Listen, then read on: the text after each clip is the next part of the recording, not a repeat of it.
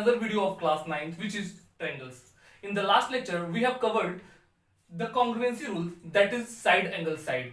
In this lecture, we will learn to verify the congruency rule, that is angle side angle.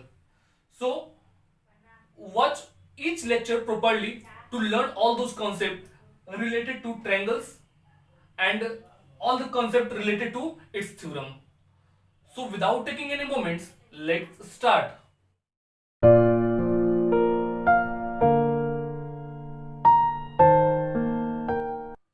Now let's see the theorem ASA. ASA theorem क्या है, पहले इसको जानते हैं. हमने लिखा है यहाँ पे कि two triangles are said to be a congruent triangles if two angles and included side of one triangle are equal to the corresponding two angles and included side of another triangle. बात आ रही समझ में? मैंने बोला कोई दो triangles हो, suppose एक ट्रायंगल आपका एबीसी है और एक ट्रायंगल आपका डीईएफ है. Is it clear? तो इसमें थ्योरम में क्या आ रहा है कि किसी एक ट्रायंगल का दो एंगल्स, दूसरे ट्रायंगल दो एंगल्स और इंक्लूडेड साइड, इस दोनों एंगल्स के द्वारा कौन सा साइड इंक्लूड हो रहा है? साइड बीसी इंक्लूड हो रहा है. और दूसरे ट्रायंगल के करस्पॉन्डिंग दो एंगल्स और वही इंक्लूडेड साइड के इक्वल हो तो दोनों ट्रायंगल कॉन्ग्रुएंट होते हैं. Is it clear? तो इसी चीज को हमें वेरीफाई करना है. तो आते हैं, सबसे पहले हमारा जो प्रोसीजर है उस पर लिखते हैं. सबसे पहला स्टेप क्या होता है? गिवन. ये आपका एनसीईआरटी का 7.1 थ्योरम है, जो मैं नंबर वाइज थ्योरम जो लिख रहा हूं उसमें थर्ड नंबर थ्योरम पे ही आएगा. क्लियर? तो ये गिवन में क्या होगा पहले कि एबीसी, ऐसे लिखेंगे, in triangle ABC and triangle DEF क्या इक्वल है? Angle B is equal to angle E है, BC is equal to EF है and angle C is equal to angle F है. हमें प्रूफ क्या करना है? प्रूफ करना है triangle ABC is congruent to triangle DEF. Is it clear? अब इसके बाद आते हैं प्रूफ पे. तो यहां पे देखिएगा, यहां पे तीन कंडीशन लागू होगा. हमें तो इस थ्योरम को वेरीफाई करना ना, एंगल साइड एंगल. तो थ्योरम को वेरीफाई करने के लिए हमने क्या किया? पहले वाले जो थ्योरम हमने साइड एंगल साइड वाला पढ़ा था उसी का हेल्प लेकर हम इसको वेरीफाई करेंगे. तो हमने क्या मान लिया कि AB जो है वह D के इक्वल है या AC जो है वह DF के इक्वल है. जैसे BC EF के इक्वल ऑलरेडी है क्वेश्चन में, और ये एंगल B एंगल E के equal, angle C angle F के इक्वल. तो हमने एज्यूम कर लिया कि सपोज ये साइड AB जो है ये D के इक्वल है. मैंने मान लिया. तो हो सकता है जब AB D के इक्वल हो जाएगा तो दोनों ट्रायंगल में AB D के equal, angle B angle E के इक्वल, BC EF के इक्वल हो जाएगा. तो दोनों ट्रायंगल कॉन्ग्रुएंट हो जाएंगे side angle side, side angle side से. कॉन्ग्रुएंसी रूल वेरीफाई कर रहा है, लेकिन क्या जरूरी कि AB इसके इक्वल ही है. हो सकता है AB क्या है, इससे छोटा है, हो सकता है AB इससे बड़ा है. तो दोनों कंडीशन में आपको चेक करना पड़ेगा. यहाँ पे आपको तीन केसेस मिलेंगे और तीनों केसेस में आपको वेरीफाई करना होगा. तो आइए केस 1 पे देखते हैं. केस 1 क्या है? इसमें लेट ऐसे हम लेते हैं, when AB is equal to D, therefore in triangle ABC and triangle DEF, triangle ABC और ट्रायंगल DEF में क्या देखते हैं? आपका AB मिलता है, AB is equal to जाता है D के, हमने एज्यूम किया. ठीक है. Angle B is equal to angle E हो जाएगा. ये AB किसके इक्वल आ रहा है? इसके इक्वल आ रहा है, हमने एज्यूम किया इसको. एंगल B जो है एंगल E के इक्वल है, एंगल B जो है एंगल E के इक्वल है. ये क्या है? गिवन है आपका. Any doubt? और आपका BC EF के इक्वल है, BC is equal to EF, ये भी आपका गिवन है. तो आप क्या देख पा रहे होंगे? दोनों ट्रायंगल में AB D के equal, angle B angle E के इक्वल, BC एंगल F के इक्वल, सॉरी EF के इक्वल. तो यहां पे देखेंगे AB साइड D के इक्वल आया, एंगल B एंगल E के इक्वल आया, और साइड BC जो है साइड EF के इक्वल आया.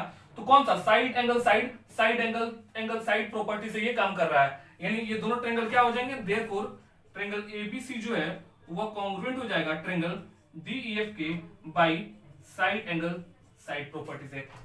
इसको हमने वेरीफाई कर लिया, ठीक है, हमारा केस 1 वेरीफाई हो गया। अब हम एज्यूम करते हैं केस 2 लेकर कि हो सकता है ए बी जो है वह डी से क्या है बड़ा है, या ए बी जो है डी से छोटा है। वो दोनों केसेस होंगे, वो दोनों केस में हम लोग वेरीफाई करके चेक करते हैं, ठीक है। आइए देखते हैं, अब आइए केस 2 देखते हैं। केस 2 क्या है, हमने मान लिया अगर ए बी डी से बड़ा है, when A B is greater than D. अगर ए बी डी से बड़ा होगा, इसका मतलब ए बी पे एक पॉइंट होगा, सपोज हमने मान लिया एक पॉइंट पी है, जो पी बी किसकी इक्वल हो जाएगा, डी की इक्वल हो जाएगा। बात आ रही समझ में। अगर ए बी डी से बड़ा है तो हमने ए बी पे एक पॉइंट पी लिया जो किसकी इक्वल हो जाएगा, यहां पे पीबी मिला, पीबी किसकी इक्वल हो जाएगा, डी की इक्वल हो जाएगा। हमने क्या ले लिया यहाँ पे, let point P is on A B such that PB is equal to D, PB is equal to D। हमने क्या यहां पे पॉइंट P लिया जो D के, यानी यहां से PB आपको मिला लाइन सेगमेंट, यहां से D मिला, यानी साइड PB किसकी इक्वल हो जाएगा, D की इक्वल हो जाएगा। अब यहां से क्या करते हैं, C को ज्वाइन कर देते हैं। हमने क्या किया, यहां से C को ज्वाइन कर दिया, क्लियर। अब आपको एक ट्रायंगल नजर आ रहा होगा PBC और एक ट्रायंगल DEF। बता रही समझ में, इसको याद लिखते हैं, and join PC। now in triangle, अब लेते हैं triangle PBC and triangle DEF। Triangle PBC और ट्रायंगल DEF में देखते हैं PB किसकी इक्वल है, D की इक्वल है। PB किसकी इक्वल है, D की इक्वल है। क्या हमने किया है, इसको हमने एज्यूम किया है, क्लियर। दूसरा क्या है, एंगल बी एंगल ई की इक्वल है। Angle B is equal to angle E, ये ऑलरेडी आपका गिवन है, ठीक है। Angle B angle E already theorem में ही दिया है। और उसके बाद बीसी आपके ईएफ की इक्वल है, BC is equal to EF, ये भी आपका ऑलरेडी गिवन है। तो आप देख पा रहे होंगे ट्रायंगल पीबीसी और ट्रायंगल डीईएफ में देयरफॉर ट्रायंगल पीबीसी कॉन्ग्रुएंट हो जा रहा है ट्रायंगल डीईएफ के by side angle side property से। जब ये इक्वल हो रहा है तो आप देख पा रहे होंगे जैसे ये इक्वल होगा तो एंगल ये जो होगा एंगल पीबीसी जो है यानी पीसीबी जो होगा वो किसकी इक्वल हो जाएगा, डीएफई की इक्वल हो जाएगा। देयरफॉर एंगल पीसीबी इक्वल हो जाएगा एंगल डीएफई के, ठीक है, by CPCT, corresponding part of congruent triangle. तो जब ये वाला ट्रायंगल, कहने का मतलब है कि जब ये वाला एंगल जो है इस वाले एंगल की इक्वल आ जाए, लेकिन आपके पास ऑलरेडी दिया हुआ कि ये पूरा एंगल जो है इस एंगल की इक्वल है, लिखेंगे यहां पे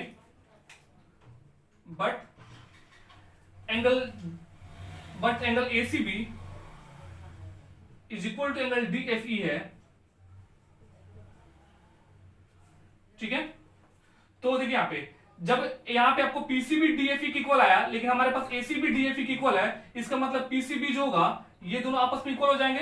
therefore angle PCB is equal to angle ACB. और आप देखेंगे एक चीज देखेंगे यहां पे, क्या ये पार्ट जो है होल के बराबर हो सकता है, क्या ये पार्ट इस होल के बराबर हो सकता है। यानी आप जो यहां पे ट्रायंगल देख पा रहे होंगे तो एक इसमें से एक पार्ट निकला होगा, क्या ये पार्ट जो है इसकी इक्वल हो सकता है, बिल्कुल नहीं। इक्वल कब होगा, जब ये एंगल जो बना रहा है लाइन सेगमेंट, या तो ये इस पे लाई करेगा तभी ये दोनों कोइंसाइड करेंगे, तभी एंगल दोनों आपस में इक्वल हो सकते हैं। तो PCB is equal to ACB equal है नहीं, तो लिखेंगे यहां पे this is possible only when point P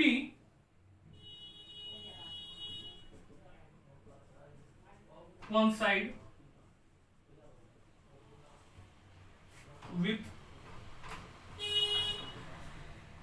point D. Point P जो है वो किससे कोइंसाइड कर जाए, डी से कोइंसाइड कर जाए, यानी जब पी डी से कोइंसाइड करेगा तो क्या हो जाएगा, एंगल एसीबी जो होगा पीसीबी के इक्वल हो जाएगा। तो जैसे ही कोइंसाइड कर रहा है तो आप क्या देख पा रहे होंगे यहाँ पे कि जब पी ए पे लाई करेगा यानी पीबी जो होगा क्या होगा, ए बी की इक्वल हो जाएगा। देयरफॉर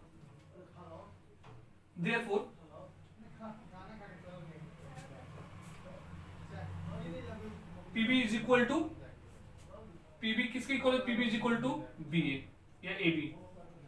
पीबी जो होगा ए बी की इक्वल हो जाएगा, बट यहां पे आपका पीबी किसकी इक्वल है, डी की इक्वल है, क्योंकि दोनों आपस में क्या है, कॉन्ग्रुएंट है। इसको लिख लेंगे यहां पे एंड लिख दीजिए इस पे, इससे जस्ट पहले, इससे पहले लिख लीजिए A B PB is equal to D by CPCT. ठीक है, तो आप लिख लेंगे यहाँ पे since therefore PB is equal to, जब पीबी ए बी की इक्वल आ गया और यहाँ पीबी किसकी इक्वल है, but PB is equal to D, तो ए बी डी आपस में क्या हो जाएंगे, therefore A B is equal to D. ठीक है, so in triangle A B, so triangle A B C जो होगा वो कॉन्ग्रुएंट हो जाएगा ट्रायंगल, ऐसे लिखेंगे। So in triangle ABC and triangle DEF, triangle ABC और ट्रायंगल डीईएफ में देख पा रहे होंगे हम AB is equal to D, ये हमने प्रूव किया, angle B is equal to angle E, ये गिवन है, और आपका लास्ट में क्या आ रहा है, आप देख पा रहे होंगे BC is equal to EF, ये भी गिवन है। जब ये देख रहे हैं ये साइड इसकी इक्वल, ये एंगल इसकी इक्वल, ये साइड इसकी इक्वल आ गया, देयरफॉर ट्रायंगल एबीसी जो होगा ट्रायंगल डीईएफ से कॉन्ग्रुएंट हो जाएगा। देयरफॉर ट्रायंगल एबीसी जो है वो कॉन्ग्रुएंट है ट्रायंगल डीईएफ से by side angle side property से। ठीक है, ये रहा केस 2, कब, जब AB जो है वह D से बड़ा हो तब। तो हमने वेरीफाई किया क्या, ट्रायंगल एबीसी जो है वो ट्रायंगल डीईएफ से कॉन्ग्रुएंट है। ठीक है, आइए केस 3 देखते हैं, आइए केस 3 को देखते हैं। केस 3 में क्या है, हमने केस सेकंड क्या देखा, जब AB जो है D से बड़ा हो तब। अब केस 3 में हमने अप्लाई कर दिया कि AB अगर D से छोटा हो तब क्या होगा, when AB is less than D, जब AB D से छोटा हो तब तो क्या हो जाएगा। तो हमने क्या मान लिया कि D पे एक पॉइंट P है, हमने एज्यूम कर लिया D पे एक पॉइंट P है इस तरीके से कि P जो है वह AB की इक्वल आया। हमने क्या मान लिया, let point P is there on side D such that, इस तरीके से कि AB जो है वह इक्वल हो जा रहा है P के एंड ज्वाइन PF। हमने PF को क्या कर दिया, ज्वाइन कर दिया, इसको हमने ज्वाइन कर दिया, कोई दिक्कत। अब आप देख पा रहे हो यहाँ पे एक ट्रायंगल ABC और एक ट्रायंगल PEF। अब इस दोनों को हम कॉन्ग्रुएंट प्रूव करते हैं। Now in triangle ABC and triangle PEF, दोनों में क्या देख पाते हैं हम लोग कि AB जो है ये वाला साइड जो है वो किसकी इक्वल आया है, P की इक्वल आया है। हमने एज्यूम किया है let AB is equal to P, हमने इसको लेट एज्यूम किया है, क्लियर। एंगल B जो है वो आपका किसकी इक्वल है, एंगल E की इक्वल है। ये वाला एंगल जो है इस वाले एंगल की इक्वल है, ये क्या है आपका गिवन है, ऑलरेडी थ्योरम में दिया हुआ है। ठीक है, अब BC किसकी इक्वल आ गया, EF की equal, BC is equal to EF, ये भी आपका गिवन है। एनी डाउट, आप समझ पा रहे होंगे। हमने क्या, जैसा मैंने पिछले वाले में केस में किया था वैसा ही केस यहाँ पे अप्लाई हो रहा है। इसमें हमने क्या पिछले में दिखाया था, AB जो है वो D से बड़ा है। अब हमने क्या दिखाया यहाँ पे, AB जो है वो D से छोटा है। तो जब AB D से छोटा होगा तो AB D के बराबर कब होगा, जब किस D पे कोई एक पॉइंट होगा जो D से लेकर यहाँ पे इसके इक्वल आ सकेगा। यानी AB और P हमने क्या मान लिया, P एक पॉइंट है इस पे, इस तरीके से कि P जो है वह AB के इक्वल है, क्लियर। तो आप देख पा रहे होंगे यहाँ पे ए बी पी के equal, angle B angle E के इक्वल और बी सी ई एफ के इक्वल हो गया। देयरफॉर ट्रायंगल एबीसी जो है वो कॉन्ग्रुएंट हो जा रहा है ट्रायंगल पीईएफ के by side angle side property से। जब ट्रायंगल एबीसी और ट्रायंगल पीईएफ कॉन्ग्रुएंट हो जाएगा तब एंगल सी जो होगा यानी एसीबी जो होगा एंगल पीएफई के इक्वल हो जाएगा। ठीक है, किससे? सीपीसीटी से। और एसी जो होगा वो किसके इक्वल हो जाएगा? पीएफ के इक्वल हो जाएगा। तो मैं लिखेंगे therefore angle ACB is equal to angle PFE. किससे हो जाएगा? सीपीसीटी से हो जाएगा।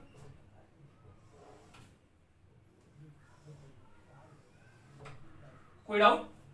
अब आप देखेंगे यहां पे नेक्स्ट स्टेप पे हम क्या लिख सकते हैं कि जब ये वाला एंगल इस वाले एंगल के इक्वल आ रहा है यानी पीएफई के इक्वल आ रहा है, हमने लिखा पीएफई के इक्वल, लेकिन हमारे पास क्या है? एसीबी जो है एंगल डीएफई के इक्वल है, बट एंगल एसीबी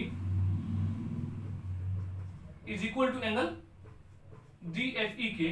तो जब हमने देखा कि एसीबी जो है वो पीएफई के इक्वल आ रहा है लेकिन एसीबी डीएफई के ऑलरेडी इक्वल है, देयरफॉर ये जो होगा पीएफई और डीएफई जो आपस में क्या होंगे? इक्वल हो जाएंगे।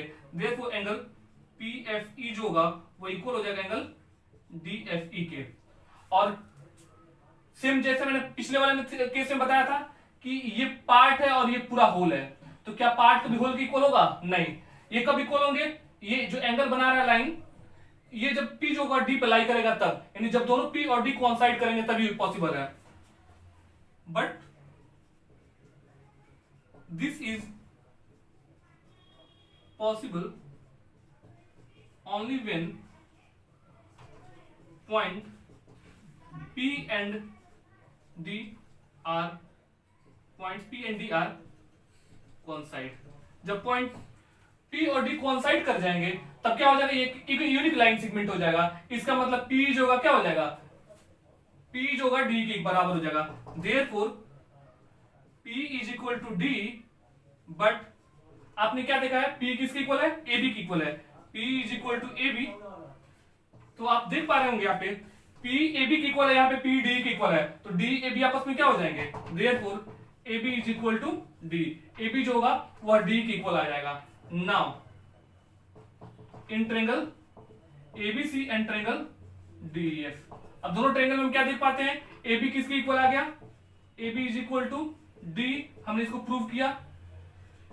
फिर angle B is equal to angle E हो रहा है, ये गिवन है, and BC is equal to EF, ये भी आपका गिवन है।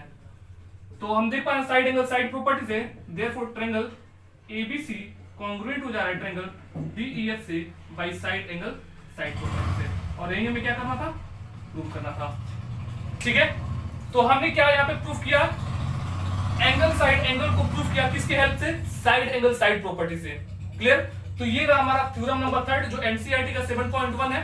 हम नेक्स्ट वीडियो लेक्चर में नए थ्योरम के साथ आएंगे, तब तक आप इस वीडियो लेक्चर को अच्छे से देखें। जो भी इस पर डाउट्स हो आप कमेंट्स करके जरूर पूछें। So till that time, stay home, stay safe and take care of yourself.